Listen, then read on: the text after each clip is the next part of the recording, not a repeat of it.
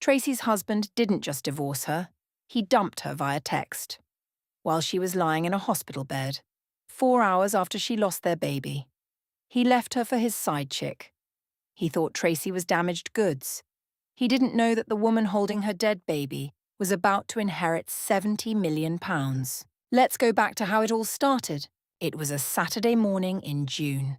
Tracy Lawal was standing at the kitchen sink, rinsing her breakfast bowl when she felt it.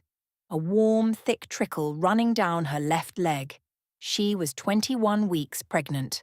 She looked down, and she screamed.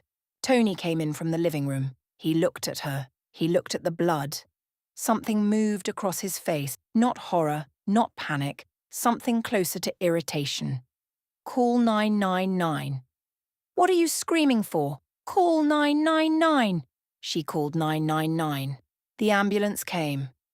At the hospital, everything happened quickly. She did not remember going into the operating theatre. She did not remember much at all. Tony was there, but very distant, saying nothing. The doctor came in at 2:30. She was kind. She was thorough. She used the right words carefully, precisely. They could not save the baby. Tony stood up, said something inaudible and walked out of the room. The door swung shut behind him. A nurse brought tea. Tracy held the cup because her hands needed something to do. Her phone buzzed. She picked it up and opened her messages. Tracy, I can't do this anymore. This marriage isn't working, and it hasn't been for a long time. I'm going to stay at Chioma's for a while to heal and clear my head. I think you should do the same. I'm sorry. She read it once. She read it again. She read it a third time as though the meaning might change if she paid closer attention. She put the phone down on the hospital blanket. She looked at the ceiling. The tea went cold. The nurses brought her baby to her the following morning. A boy. He was perfect. 10 fingers, 10 toes, a face so peaceful it did not seem possible that it would never open its eyes. Tracy held him alone. There was no Tony beside her, no hand on her back, no voice saying anything at all. She named him. She told him she was sorry. She told him he was loved. She told him things she would never repeat to anyone, things that belonged only to the two of them. In that room, in that hour. The baby was cremated after 48 hours. Tracy went home on Friday afternoon. She came home to Tony's cologne still in the bathroom, his trainers still by the door. She sat on the edge of the bed they had shared for 8 years, and she began to cry. The kind of crying that comes without tears, that lives deep in the chest, the wail of a woman who has lost too much to have anything left to weep. She was simply empty. She had been through this 6 times before, 6 losses, each one quietly survived, each one folded away. But this one was different. This one had a face. And this time, she was alone. She had no idea that Monday morning would change everything. On Monday morning, Tracy was out of bed at 5. By 8:45, she was at Meadow Green Hospice. She was a hospice nurse. She knew what loss looked like from the outside, had held the hands of people at the very edge of everything, had always known what to say, what not to say, when to speak, and when to simply stay. She was good at it. She needed to be near something she was good at. She had been pregnant and married, and too consumed with her own life to notice much else when she had first walked these corridors. That version of herself felt like someone else now. She thought briefly of Arthur Roper in room 7 as she stood at his door. Her patient of 4 months, a man who had arrived quietly in February with pancreatic cancer and the dignity of someone who had decided not to make a fuss about dying. She took a deep breath, put a smile on her face, and walked in. He was sitting up in bed, fully dressed as always, shirt buttoned to the collar. He watched her cross the room. She picked up his chart and made a note without looking up. Then he said it. Something has happened, not a question. Tracy's pen stopped. She looked up. His expression had not changed. He was not prying, not performing sympathy, simply stating a thing he had observed in the way of a man who had long since decided that pretending not to see things was a waste of everyone's time. "I'm fine, Arthur." "I didn't ask if you were fine. I said something has happened, there is a difference." The smile she had carried in from the corridor was still technically on her face. They both knew it had stopped working. She looked back down at the chart. He said nothing. He simply let it be there.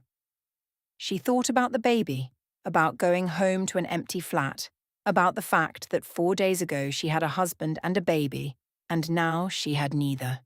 She stood very still and she did not cry. After a moment, she clicked her pen and straightened up. "Is there anything you need before the doctor's round?" "Sit down, Tracy." "Arthur, I have other patients." "You have 7 minutes before the doctor starts his round. I have been on this ward long enough to know the schedule." He looked at her with those sharp grey eyes. Patient, immovable. She sat. He asked her nothing, pushed nothing, simply looked out at the grey lead sky and let the silence be whatever it needed to be. 7 minutes. It was, she realised later, exactly what she needed. When she stood to leave, he said without looking away from the window, "Come back this afternoon. I have been talking to the walls for a week. I find I prefer your company." She smiled.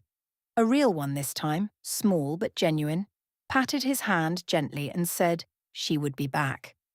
It was on her way to the staff room at the end of that shift that it happened. She came around the corner fast and walked directly into him. The coffee went everywhere, hot, all down his shirt, all down her uniform, both stepping back, both gasping, both talking at the same time. "I am so sorry. Are you burned?" "No, I'm fine, I wasn't looking. Neither was I, please don't apologise." They stopped, looked at each other. He was tall, shirt comprehensively ruined. She looked down at her uniform, then back up at him. And despite everything, despite the grief and the empty flat and the text message still sitting in her phone, she laughed, brief and unguarded, up from somewhere she had forgotten existed. He looked at her for a moment, and then he laughed too. Malcolm Asamoah. First day. Currently wearing most of the coffee machine. Tracy Lawal. Named nurse. "I'm sorry about your shirt. It was an ugly shirt. You've done me a favour. You are going to need a clean shirt," she said. "Come with me. I'll see what I can find." And they hurried off down the corridor together, still half laughing, coffee-stained and ridiculous. For the first time since Saturday, the smile she was wearing was not entirely manufactured. The bang on the door came at 9:13 on a Friday morning, 2 weeks to the day since she had been discharged from the hospital. Tracy grabbed her robe and ran downstairs. 2 men. One tall, one broad, both carrying the practiced blankness of people who had learned not to absorb the faces of the people they visited. One held a document, the other had a clipboard. "Mrs. Tracy Lawal, we are court-appointed enforcement officers executing a warrant of possession issued by Leeds County Court. The landlord has obtained a possession order following 5 months of unpaid rent. We are here to enforce that order. My husband handles the rent. There is no mistake. This is a lawful court order. You are required to vacate the property today." She looked at the document, the court stamp, the case number, the date. This was real. She asked how long she had. 2 hours, they said. She closed the door, stood in the hallway in her robe, and called Tony. It rang 4 times. "Tracy, I'm at work." "Tony, why am I being evicted? Did you know about this?" The silence that followed was not the silence of a man caught off guard. It was the silence of a man who had known this call was coming and had decided exactly how little he was going to say. "I will call you later." He ended the call. Not her. Him. She stood in the hallway barefoot on the cold floor, the sound of the 2 men shifting their weight on the other side of the door. Then she went upstairs, pulled a suitcase from the top of the wardrobe, and started packing. 8 years of her life reduced to what she could carry in 2 hours. She spent the morning making calls. By early afternoon, she had found a hostel. A single bed, a shared bathroom, a window that looked onto a brick wall. She sat on the edge of the bed in the thin afternoon light. 32 years old. A nurse who had paid every bill on time, loved a man faithfully for 8 years, lost 7 babies. She had done everything she was supposed to do, and this was what was happening. Her phone buzzed just after 6. A text from Tony. I have instructed a solicitor. I will be filing for divorce. I think it is for the best. She put the phone face down on the thin hostel mattress and looked at the brick wall outside the window for a long time. She did not know yet that the man who would save her was already in her life. After the coffee collision, Malcolm and Tracy kept finding each other. In corridors, at the vending machine, in the small spaces between shifts where the day breathes. It happened naturally the way things do when two people are quietly looking for the same thing without saying so. Within weeks, Malcolm asked her to dinner. She said yes with the exhausted pragmatism of a woman who had run out of reasons to refuse gentle things. The first date was Italian brigade. She laughed twice and went home thinking it had been fine. The second was a walk along the canal at Granary Wharf that stretched into 3 hours, wandering from her childhood in Lagos to his years at medical school in Newcastle, finding, without looking for it, how much ground two people can cover when neither of them is pretending. The third date was in August. Mid-meal, he set his fork down and asked how she was, not the automatic version, a real question. Full attention given. And something in her chest simply gave way. She told him everything. Tony, the text in the hospital, the hidden letters, 5 months of intercepted posts while she was pregnant, trusting and painting a room yellow, the bailiffs, the hostel, the 7 losses and the one that had a face. She talked for a long time, and he listened for all of it without flinching, without rushing her toward a resolution. When she finished, he was quiet for a moment. Then he asked simply where she was sleeping that night. I am at a hostel on Bridge Street. He nodded slowly. I have 4 bedrooms. My parents moved back to Lagos 3 years ago. Move in. Your own room, your own ensuite. Pay me whatever rent you can manage. Just don't sleep in that hostel anymore. Malcolm, I am offering a room to someone who needs one. That is all. She moved in the following Saturday. Malcolm had put fresh flowers in her room, asked no questions about the crying she did in the car on the way over, and made jollof rice for dinner that was, she had to admit, extremely good for a man who claimed to eat cereal 4 nights a week. She sat across the table from him in the warm kitchen and felt, for the first time since June, that she was somewhere safe. She cried again, and this time Malcolm walked over and held her in his arms without saying anything at all. What happened 3 months later, neither of them had planned. She and Malcolm had been living under the same roof for 3 months when something changed. Not dramatically, not with any kind of announcement, but gradually, and then undeniably, the way a season changes before you have noticed it has changed. She found herself listening for his key in the door in the evenings. He had started cooking for 2 without discussing it. The house had begun to feel, in some way she could not quite name, like somewhere she lived rather than somewhere she was staying. It was October. The nights had turned cold, and the house was warm, and Tracy was lying awake at 2 in the morning listening to the rain against the window when she felt it. Not grief this time, not loss, but loneliness of a different kind. The kind that comes not from being alone but from being beside something you want and have told yourself you cannot have. She got up, stood in the corridor outside her bedroom door for a long moment. Then she walked to his room and knocked softly. He opened the door. He looked at her standing there in the dark hallway, and he did not say anything. He pulled her gently towards him and slowly began to kiss her. He pulled back, cupped her face in his hands, and asked, almost in a whisper, "Is this what you want?" Tracy looked at him in the darkness and nodded, and before he could say anything else, she pulled his head down and began kissing him with full passion. Much later, in the quiet and the dark, she lay listening to the rain against the window. Malcolm's arm was warm around her, his breathing slow and steady. She snuggled in closer. She thought about Tony, the text message and the bailiffs. She thought about the hostel mattress and the brick wall outside the window. She thought about all the things she had lost, and she looked at this man beside her and thought, perhaps losing everything was the only way to find this. 2 months later, a piece of paper changed everything. The letter arrived on the 12th of December. Solicitors, the envelope said.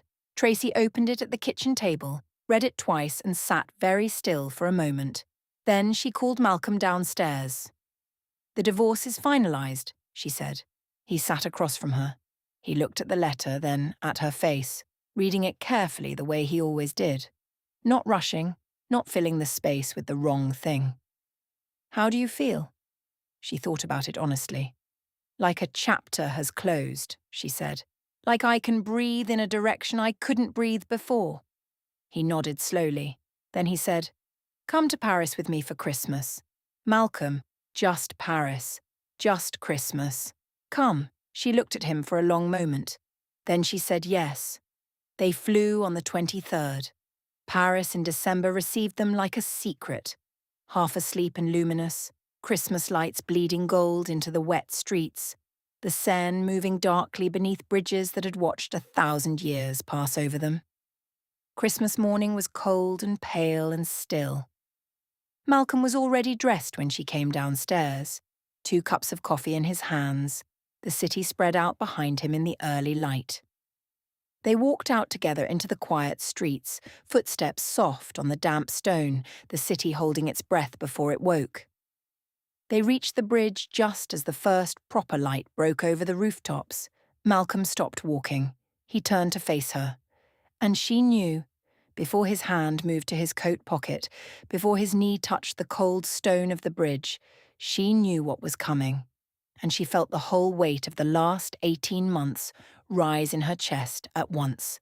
He opened the box. The ring caught the morning light. He looked up at her steadily. "I have loved you from the moment you laughed. Not later. That exact moment. You were covered in coffee and you laughed anyway, and I thought, whoever she is, I am in trouble. I do not want to spend another day of my life that is not pointed in your direction." He paused. "Will you do me the honour of becoming my wife?" Her eyes filled. She did not try to stop them. "Yes," she said. "Obviously, yes." He exhaled, something long and private.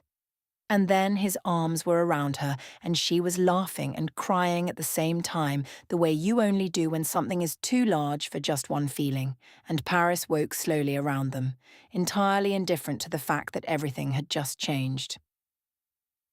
3 weeks after they came home, Arthur Roper died. Tracy had known from the moment she entered the room that it was close. That stillness of a room where someone is moving toward the edge of things. She had seen it before, had learned to recognize it the way you learn to recognize weather. She sat beside Arthur, took his hand, and talked to him softly about the morning. She spoke to him about her engagement over Christmas, even though she had told him 3 times that week. She told him that she had never been that happy before. Arthur had not spoken in days, but she told him anyway. Arthur Roper died at 8:47 on a Tuesday morning in January. Quietly, without theatre, with his hand in hers. John Roper arrived at 9:30 already on his phone. He stood in the doorway of his father's room, took one look at the bed, and said to no one that he would need to speak to someone about the paperwork. He did not cry. He did not touch his father.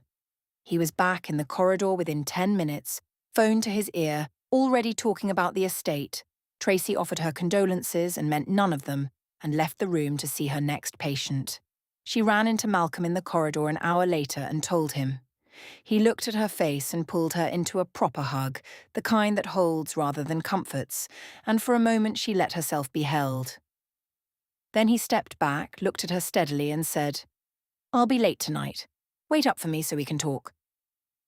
She nodded, something between grief and warmth moving across her face, and walked away. 4 days later, a letter arrived at the house. It was addressed to her personally. From a solicitor's office in the city, she had no idea it was about to change everything. The solicitor's office was on the 14th floor of a glass building in Leeds city centre. Derek Haynes had been Arthur Roper's solicitor for 32 years.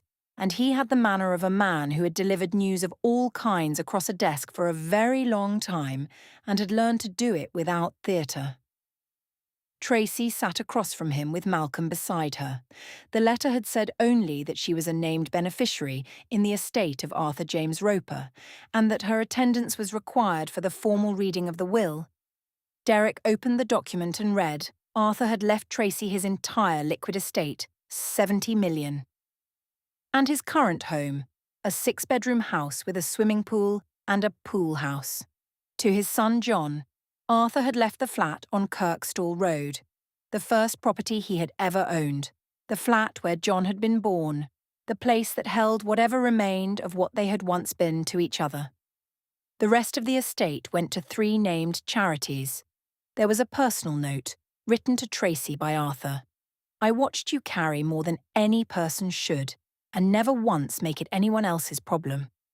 Then, I watched you find your way back to something good.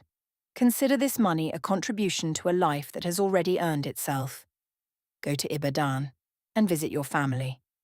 Don't leave it too long. A.R. Tracy sat very still for a long moment. Malcolm's hand found hers under the table. Within 48 hours the story was everywhere. Local news first, then national. Hospice nurse inherits a £70 million fortune from a patient. The headline ran across every platform. Tracy's phone did not stop. She turned it off and sat in the kitchen of their house and read Arthur's note 3 more times. John Roper attempted to contest the will. His legal team argued undue influence. The case was thrown out within 6 weeks. Arthur's diary entries, his medical records confirming a sound mind, and the testimony of the hospice staff left the judge with very little to consider. John left the proceedings with nothing but the Kirkstall Road flat.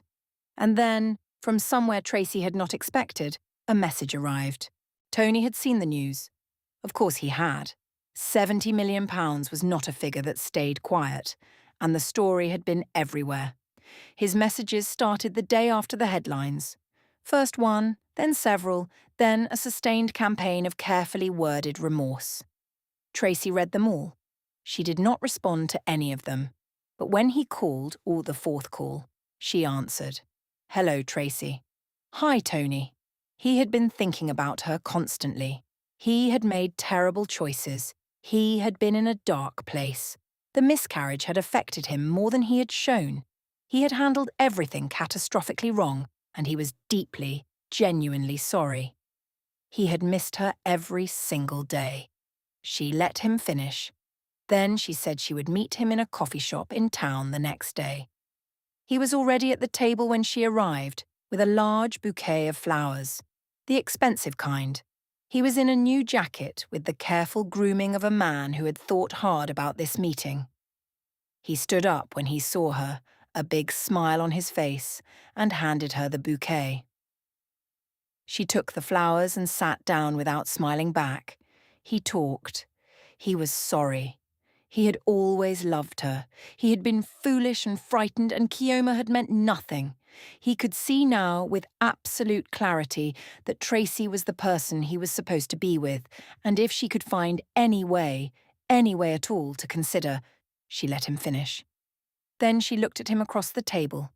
This man who had watched her bleed on the kitchen floor and told her to call 999 in a tone of irritation. Who had walked out of a hospital room when he heard their child was stillborn. Who had known about the eviction and said nothing. She felt something settle in her, final and clear, like a door closing on a room she would never enter again. Tony, she said, if you were on fire, I would pour gasoline on you, very slowly. That is how much I hate you. I want you to remember that for the rest of your natural life. She stood up, picked up her bag, paused for a second, then picked up the bouquet as well. She walked out of the coffee shop straight to the bin on the pavement, dropped the flowers in, and walked away into the Leeds afternoon, without looking back once. Malcolm was parked across the street. She got in. He looked at her face and did not ask any questions. He simply pulled out into the traffic and drove them home. 2 years later, Tracy gave Malcolm the greatest gift of his life. The next 2 years were busy. Tracy took Arthur's advice and went to Ibadan with Malcolm to see her family. They spent 3 weeks going between his family in Lagos and hers in Ibadan. And they had not one wedding, but 2. The biggest Ibadan had seen in years, and another in Lagos to match. When you have £70 million, you do not do things quietly. When they returned, Malcolm and Tracy moved into their 6-bedroom house with the swimming pool. The Arthur Roper Foundation had been open for 6 months. A quiet building on a Leeds side street offering counselling, financial support, and a community for women who had suffered miscarriage. Women who had lost babies and, sometimes, everything else alongside them. In its first 6 months, it had helped 43 women. Tracy knew each of their names. 2 years to the day after Arthur Roper died, Tracy Asamoah gave birth to a boy. He was perfect. 10 fingers, 10 toes.